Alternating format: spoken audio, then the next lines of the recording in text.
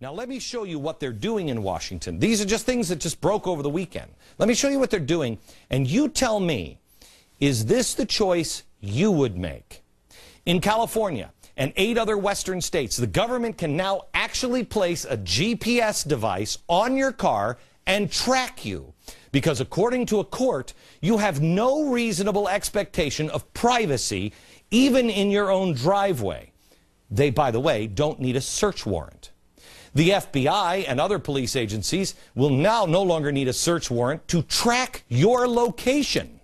They'll use your cell phone. Nobody's going to a judge. They just, where's Bob Jones? This happened after a federal appeals court in Philadelphia ruled.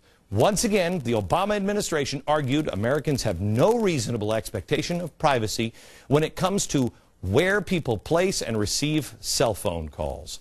Now here's the latest from the New York Times. The government is now seeking a new federal law forcing internet, email, instant messaging, and other communication providers to offer encryption to build in backdoors for law enforcement surveillance.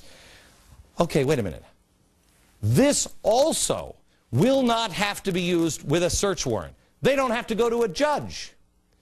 Now, if I may, I remember the left complaining about warrantless wiretaps on phones when we were talking about terrorists.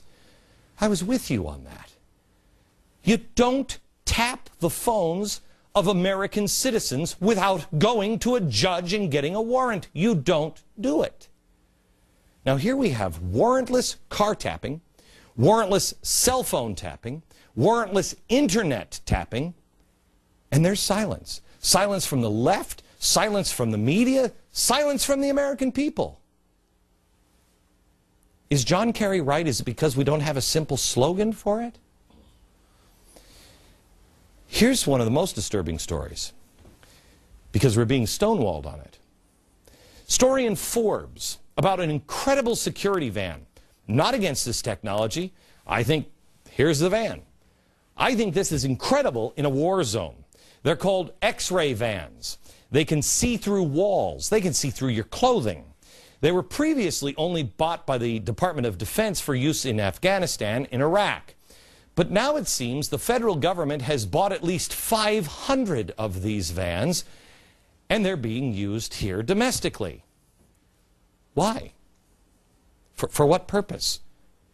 Who's using them? They're using them now in your neighborhoods, possibly. That's what we're being told. Congress can't even get a response on this one. The Obama administration is being elusive, won't say exactly who's buying them and why we're driving these vans, apparently, down the streets in our neighborhoods. Now, again, if they're used in a war zone, if they're used for shipping containers at our ports, if they're used at our Mexican border, which I know they're probably not, or our Canadian border, I'm cool, let us know.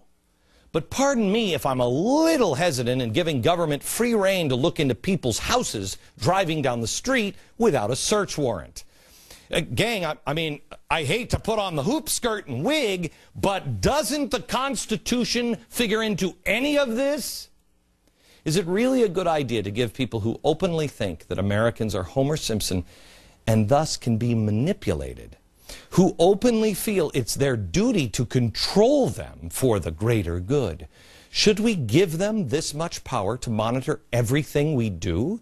Should people give power to people who think that SUVs and your thermostat and big screen TVs are what's destroying the planet? Should we give them the ability to control our thermostats through a smart grid and manipulate us in every choice we make and monitor everywhere we go?